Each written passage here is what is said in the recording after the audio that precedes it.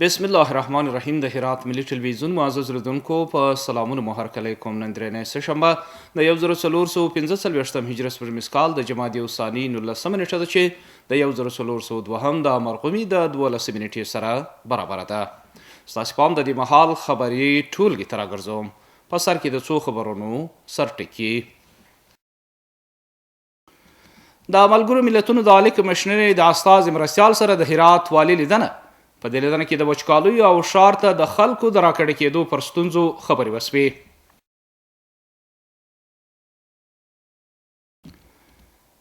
د وسلو پر ثبت د اړوند کمیسیون مسؤلانو ټینګار.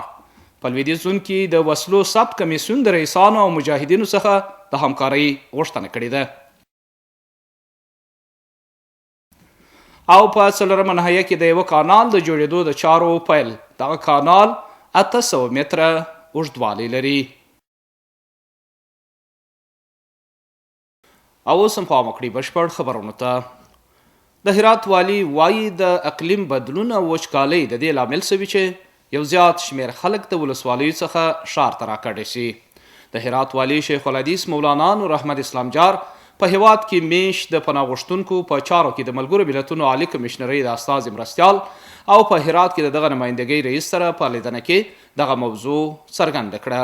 هغه دا راز د ګاونډیو هیوادونو څخه د افغان کډوالو د راایستلو او د ژمي سړې هوا ستونزو په اړه هم خبرې وکړي. په دې لیدنه کې دا راز د اقلیم بدلون او وچکالیو له وجې ښار ته د ولسوالیو څخه د خلکو راکډه کېدو په اړه هم خبرې وسوې. د هرات والي د خلکو یوازینۍ ستونزه اقتصادي ستونزه بللې. وروسته د یادې مؤسسې مرستیال وویل په داسې شرایطو کې د همکارۍ د لا ډیرېدو چارې برابرې شوي دي. هغه د کډوالو سره د مرستو په اړه خبرې وکړي او ویل چې اوس مهال په څو ولایتونو کې مؤسسې د کډوالو سره پر مرستو بوختې دي. په لویدیځ زون کې د وسلو د ثبت او راجستر کمیسیون رئیس وایي د دولتي ادارو رئیسان او مجاهدین باید خپلې وسلې ثبت کړي. مولوي محمد نبی د ولایت سرپرست مرستیال مهاجر فرایي په حضور کې د دولتي ادارو یو شمیر رئیسان او مسؤلینو سره لیدنه وکړه. هغه ویل د ټولو امارتي ادارو رئیسان او مجاهدین باید خپلې وسلې ثبت کړي. هغه ټینګار کوي چې د وسلو ثبت یو ضروري امر دی او باید د ادارو ټول رئیسان او مجاهدین د دې کمیسیون سره همکاري وکړي. په همدې حال د هرات ولایت سرپرست مرستیال مهاجر فرایي هم د دې اقدام هرکلی وکړ او ویل باید د اسلامي امارت ځواکونو د یونیفورم په اړه هم پر ټولو مجاهدینو ټینګار وشي. د اطلاعات او فرهنګ رئیس ویلي د خطاطۍ او ښکلي لیک استادان دي د دې هنر د ساتنې لپاره زده کوونکي وروزي ترڅو دغه هنر لا هم پایښت ومومي. د هرات د خطاطانو او ښکلي لیک انجمن یو شمیر استادانو د هرات د اطلاعات او فرهنګ رئیس سره په لیدنه کې ویلي چې خطاطۍ او ښکلي لیکونکو ته پاملرنه نه ده شوې او ممکن دغه پخوانی او اسلامي هنر له منځه لاړ شي. د دغه ټولنې رئیس عبدالجلیل توانا وایي د اسلامي امارت مسؤلان دي د دې هنر څخه د ملاتړ په موخه په بهر کې د هنري آثارو نندارې زمینې برابرې کړي. وروسته د هرات اطلاعات او فرهنګ رئیس مولوي احمد الله متقي وویل هر څومره چې ټکنالوژي پرمختګ وکړي د لاسي هنر ځای نشي نیولی. هغه ډاډ ورکړ چې نه پرېږدي دغه هنر له منځه لاړ شي. نوموړي د خطاطان او ښکلي لیکونکو څخه وغوښتل چې د دې هنر د ژوندي ساتلو لپاره زده کوونکي وروزي ترڅو د دې لارې لا هم لارویان پیدا شي. د هرات ښار په څلورمه ناحیه کې د 800 مترو په اوږدوالي د یوه کانال جوړېدو چارې پیل شوې. د دې پروژې ټول لګښت 6.5 میلیونه افغانۍ دی چې ویل کېږي د ښاروالۍ د عوایدو څخه ورکول کېږي. پام وکړئ په دې هکله برابر کړي راپورټ ته. د هرات په څلورمه ناحیه کې د زمانجان څلور لارې څخه د بکرآباد تر 10 متره سړک پورې د 800 مترو په اوږدوالي د یوه کانال د جوړېدو چارې پیل شوې. ویل کېږي د دې پروژې ټول لګښت 6.5 میلیونه افغانۍ دی چې د هرات ښاروالۍ د بودجې څخه ورکول کېږي.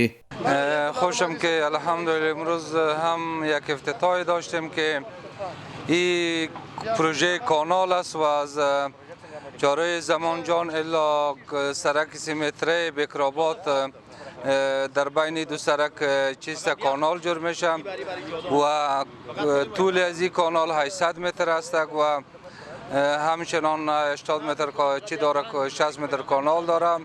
به سال 1402 اداره شهرولی هرات بیشتر از 100 پروژه خرد و کلان داشته که اکثریت از او به اتمام رسیده.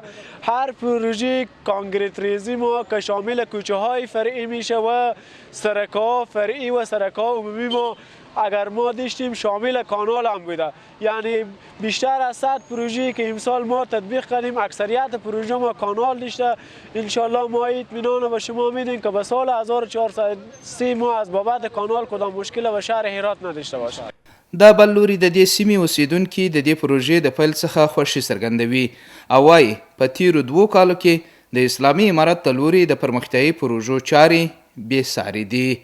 این بزرگترین خدمت برای مردم، چون که در سالهای سال در این قسمت ها کانال آبراه نبود.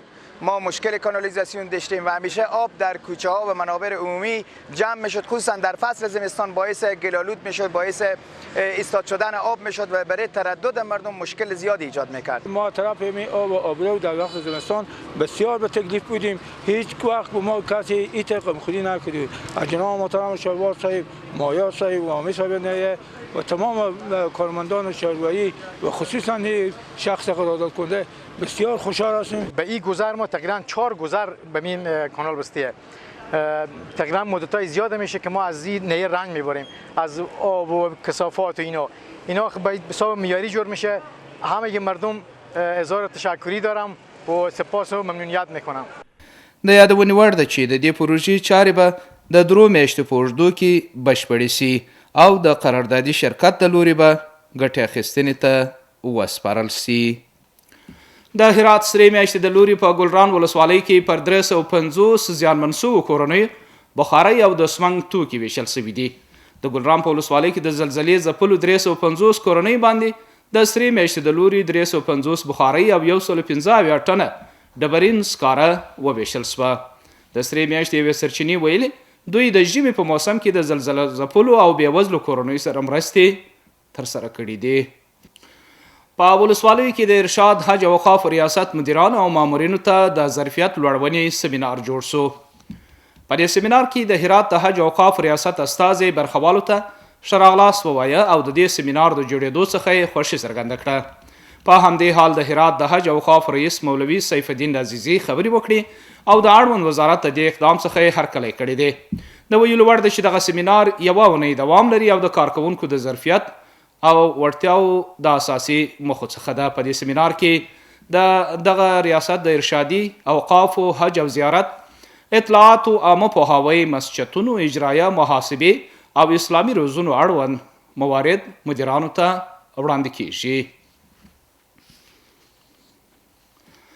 د نشه یي توکو په وړاندې د مبارزې مدیریت منصوبینو د هلو ځلو په پایله کې د کوهستان ولسوالۍ د مربوطاتو څخه 115 تنه روږدي راټول او د درملنې په موخه 4 زره بستریز روغتون ته استول سوي دي.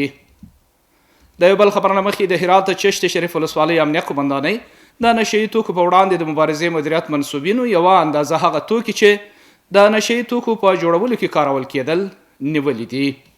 دغه توکي 2800 کیلوګرامه عمان دي چې د کشف وروسته سوځول سوي دي. او اوس هم پام وکړئ د سبا ورځې د هوا حالاتو ته. ګرانو لرونکو تاسو ته سلامونه وړاندې کوم. شپه مو په خیر. اوس هم پاملرنه وکړئ د سبا ورځې د هوا اټکل. چهارشنبه هرات ښار اوریاز الواره درجه 14 تیتۍ 8، غوریان اوریاز الواره درجه 15 تیتۍ 8، کروخ اوریاز الواره درجه 10 تیتۍ 8 او پښتون زرغون اوریاز الواره درجه 14 تیتۍ 8. محترم لیدونکو دا خبرونه وسم په پای کې یو ځل بیا د څو خبرونو سرټکی. د ملګرو ملتونو د عالی کمشنر د استازي مرستیال سره د هرات والي لیدنه په دې لیدنه کې د وچکالیو او ښار ته د خلکو د راکړې کېدو پر ستونزو خبرې وسوې.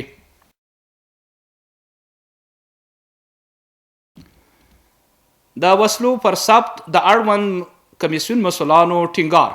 په لویدیځ زون کې د وسلو ثبت کمیسیون د رئیسانو او مجاهدینو څخه د همکارۍ غوښتنه کړې ده.